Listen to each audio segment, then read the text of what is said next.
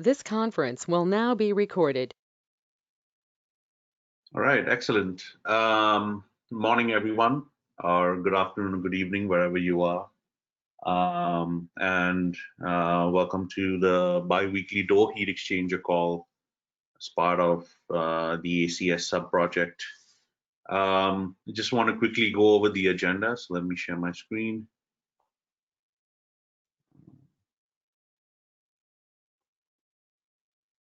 Can everyone see that? We can. All right, thank you. Between the end of last year and this meeting, we did have an offline discussion amongst the primary authors to make the submission a requirements document, which we did agree to. We do have a couple of items to follow up on over here, and I guess once Archana joins, we can go over those topics. One big area that I did want to touch on over here is next steps. With the ACS door heat exchanger requirements document, based on the end of last year, the understanding was that the final version of the DMTF control schema, which would then allow us to create the OCP files for Redfish on a door heat exchanger. I'm saying currently projected by March 2021, but that's our understanding from, I believe, November of last year. So Mike, really quick, are we still trending towards that date, or is there anything you'd like to share with the community? I haven't seen any activity from DMTF on that. I can send an email to Jeff Lotor and see if he's making any progress on that. Okay, thank you.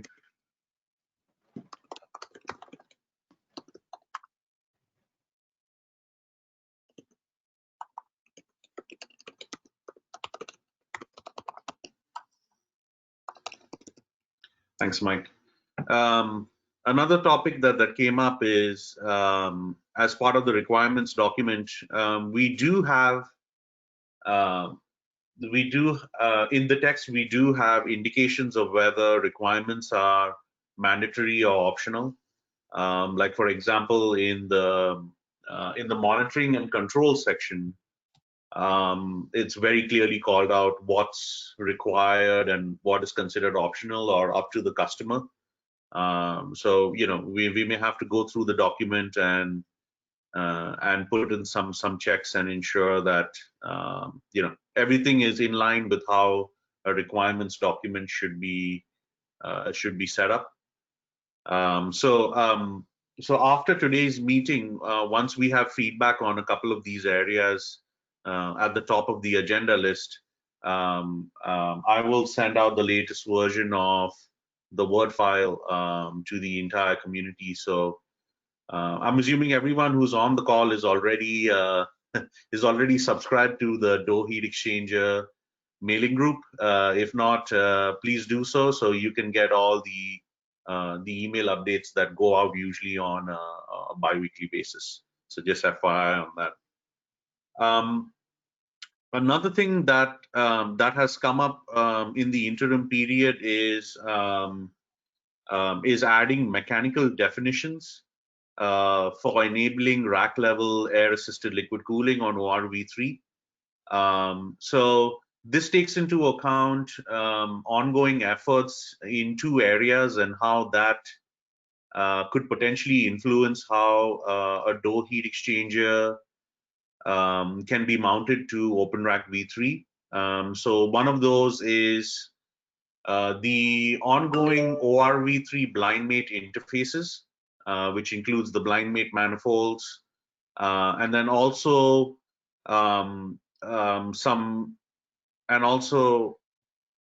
updates in the AALC area, like for example the RPU details, and then how does that basically determine where pipe terminations need to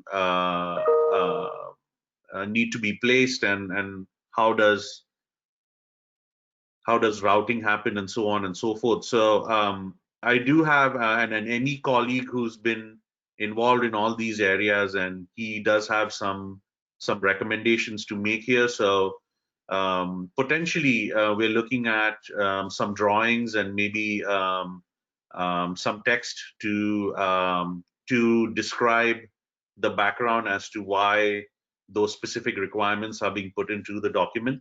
So we're hoping to have this within 2 to 4 weeks. So we'll definitely keep the community abreast of those changes or those updates as well.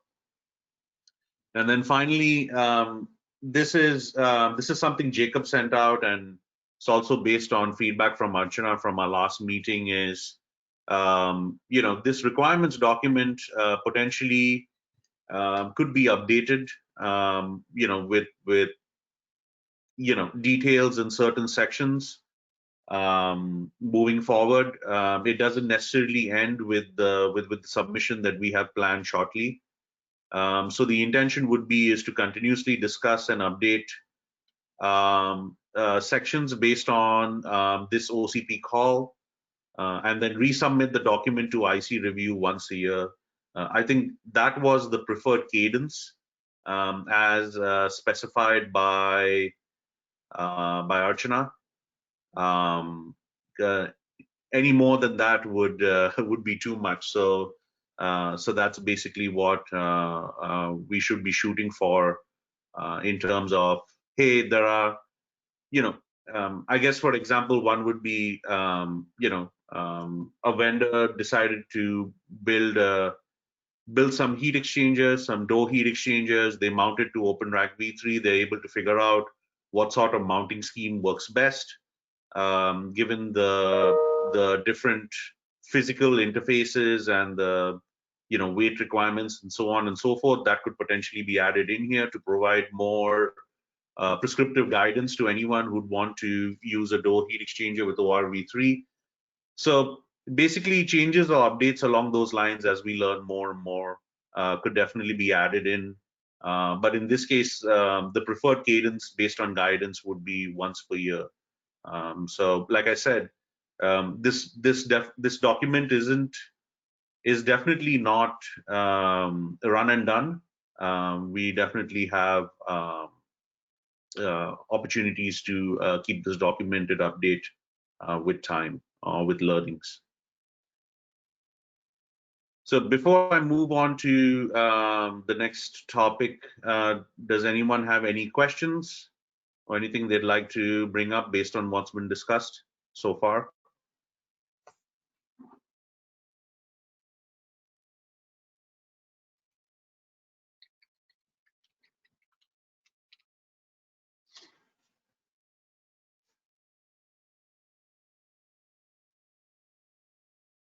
All right, I'm going to take that as we're all aligned.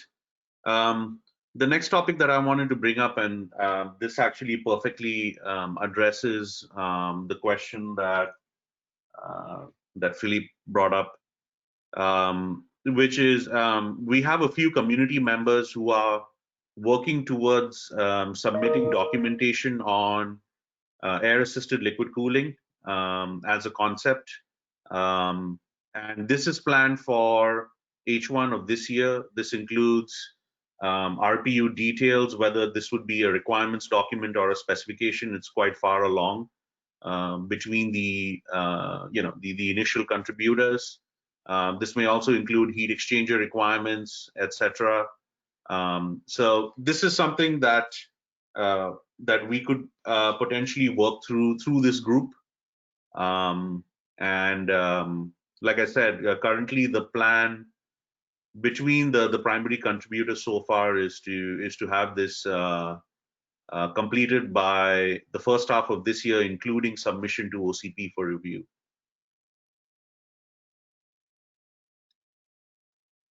John, I think this is good. I think, can we, are you planning to having people to share before submissions? I mean, when I say sharing, sure. to this group. Yeah. Yes. Yes, we can definitely do that, because we'd like to avoid the situation where it seems to come like in isolation. It's sort of a contribution through isolation. So we'd like to avoid that.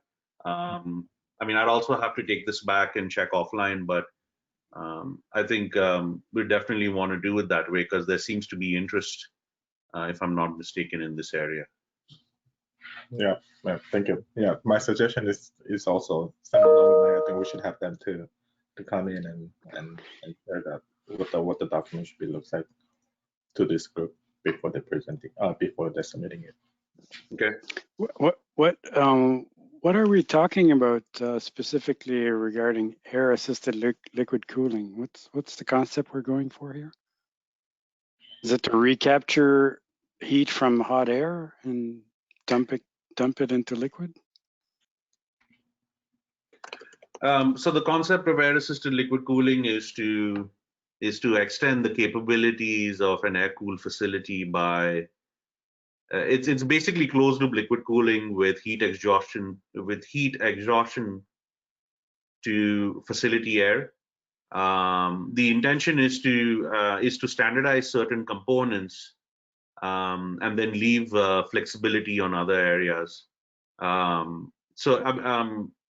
If you want to know more about this area, we did make a presentation at the OCP Virtual Summit in 2020. Okay. Yeah, if you send me an email, I'll be happy to send you a copy, and you know, Okay. and we also had a demo video, so Okay. we can share that with you as well. Absolutely. Yeah. I just want to make sure that, like, we're familiar with both concepts. First concept is to use liquid to capture heat from hot air and dump it into liquid. And then we're also familiar with the concept of taking heat away from chips in the form of liquid and then dumping that heat into the facility air. So Yep. I just wanted to know which one is AALC trying to do. Yeah, so unequivocally, AALC is referring to the latter. Okay, all right, okay, got Yeah, it. and I'll just post my email in the chat group. So Oh, I've got it. Don't worry, John. okay, awesome. Yeah. Hey, Thanks. John, this is Dale. I would think that the typical cold plate system that only draws like 50 or 60% or more, 70% of the heat at the chip, and then the rest is cooled, and then using a rear door to capture that last X percent. Isn't that what this is talking about, or is that something else? Yeah, it is. It is along those lines. But the assumption over here is that you have a deployment in a facility that does not natively have facility water. So it's effectively closed loop liquid cooling, but at the rack level. Did I answer your question, Dale? I guess The so. reason why I said that is because as a room neutral, I want to make sure that we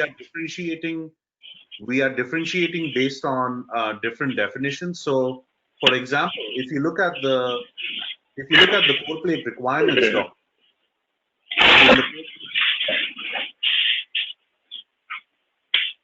if you're not talking, do you mind muting? We're getting a lot of interference here.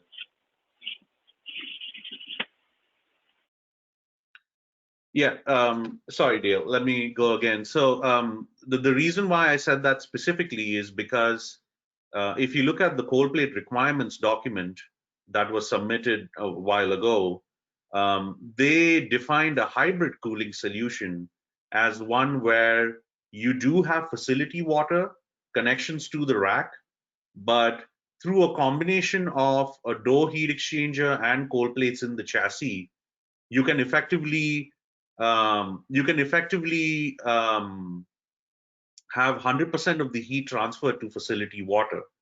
What air-assisted liquid cooling is I have an air-cooled facility, but I'm reaching the limits of air cooling. Can closed-loop liquid cooling at the rack level allow me to extend the life of my air-cooled facility and hopefully permit a smooth transition to a natively liquid-cooled design. Does that help differentiate the two? Sorry. Yeah, I mean, this sort of sounds like the Facebook concept that this group originally kind of looked at, right? Yeah, that's the one that I was referring to as the presentation that was made at Okay. the Okay. OCP Now I virtual summit. understand. Sorry. Yeah. So yeah, it's Facebook, Microsoft, and Cool IT. That was the initial concept. So yeah, we have put together some documentation towards standardizing certain parts in an effort to building an ecosystem. So that's along the lines of which I'm referring to over here as contributions to OCP. But the hybrid approach that you mentioned, the cold plate group defining, that seems like a much more common application. And is there work to standardize the rear door component of that hybrid system?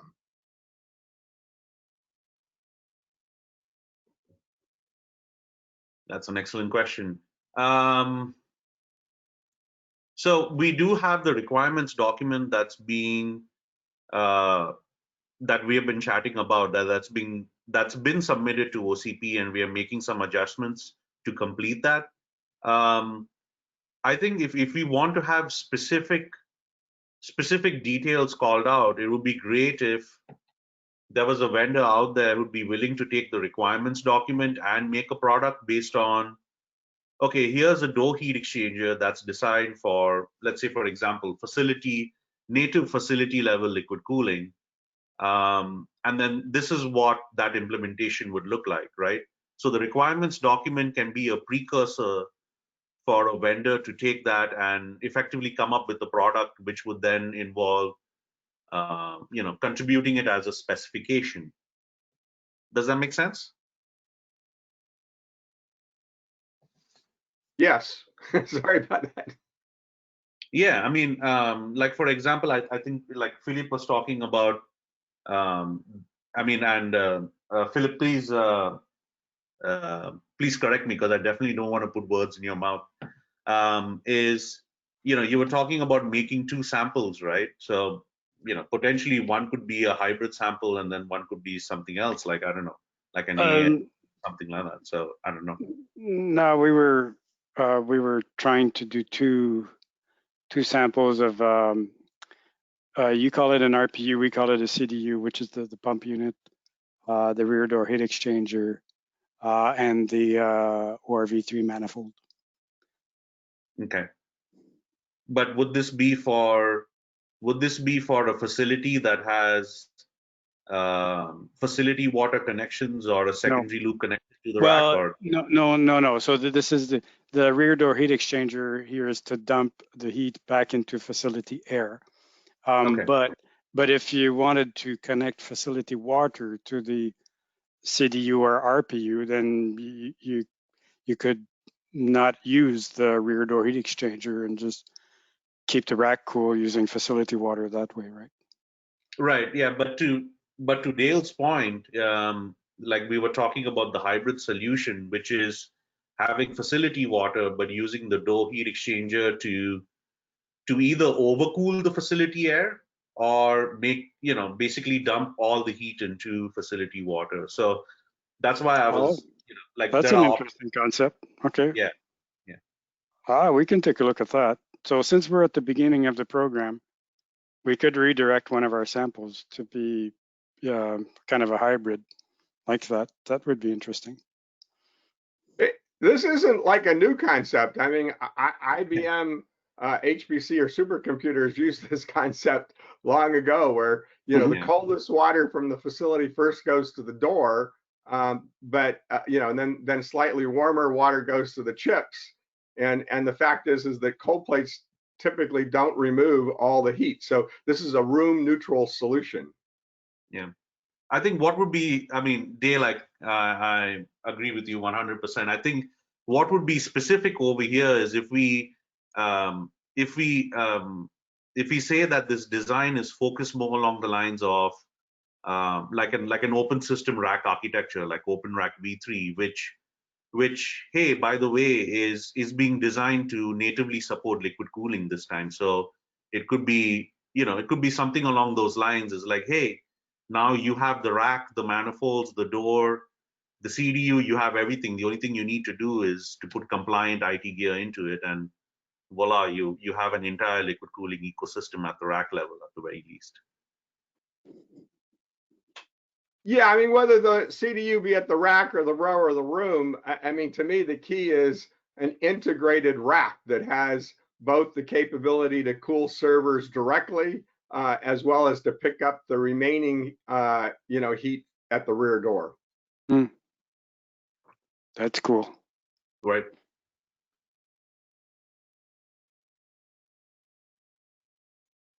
But it obviously requires some thought. I mean, buyers can go to IBM and get a turnkey system, but the idea is to have an open standard that, multiple vendors can provide an integrated approach to, a manifold that supplies, servers with chilled water or cold water. Actually, what we'd like is warm water, and then a rear door again to pick up what's not cooled by the onboard cooling. Anyway, I think we've gone off on a tangent, and I appreciate that the air-assisted liquid cooling isn't what I was thinking it was. No worries.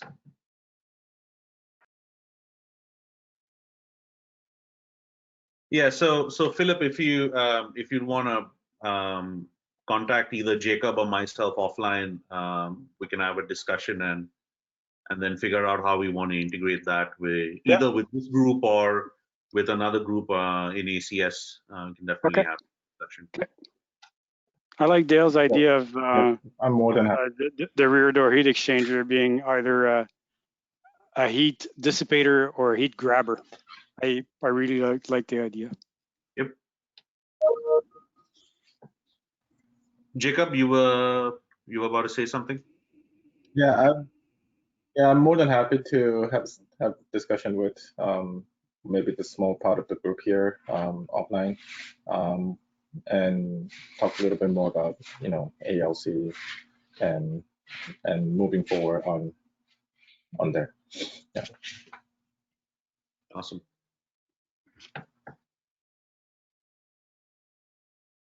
Yeah, it's also I mean, to keep going off a tangent, the timing is also good considering that we're probably going to have our first in-person global summit in November. So potentially be something that could be displayed as part of the ongoing ACS effort. So anyway, yeah, we can take this discussion offline. Michael, I don't see Archana. So do you think this conversation is better served offline or? Yeah, I don't see her on. I did ping her and she hasn't responded, so she may have been pulled into a different meeting. I'm happy to give it a shot, answer any questions that you guys have, and if I don't have the answer, then we can take it offline. Yeah, I just feel like with the group that's on the call is that would be incredibly boring because that's more along the lines of just fixing some documentation. So maybe I'll maybe I'll just quickly check on something, and if we have nothing else to cover for this week, then maybe Michael, just you and I can stay online and we can stop the recording and then maybe just quickly go back and forth and figure things out. So absolutely. So very quickly, so based on the discussion we've had today, and with all the attendees on here, are there any topics that we'd like to have looked at from the next meeting onwards, apart from what's been called out in the next steps?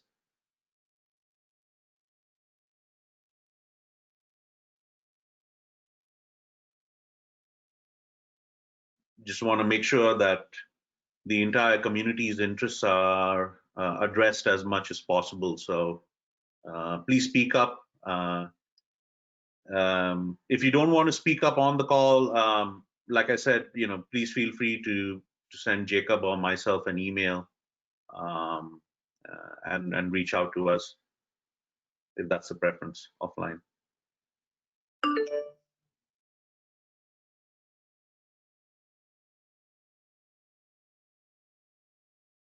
Okay. If not, then thanks all for joining this first ACS door heat exchanger call for this year. Yeah, and stay safe, and we'll chat with you all in a couple of weeks. And Michael, if you can stay online, we can discuss the first two items. Sounds good. Thanks, everyone.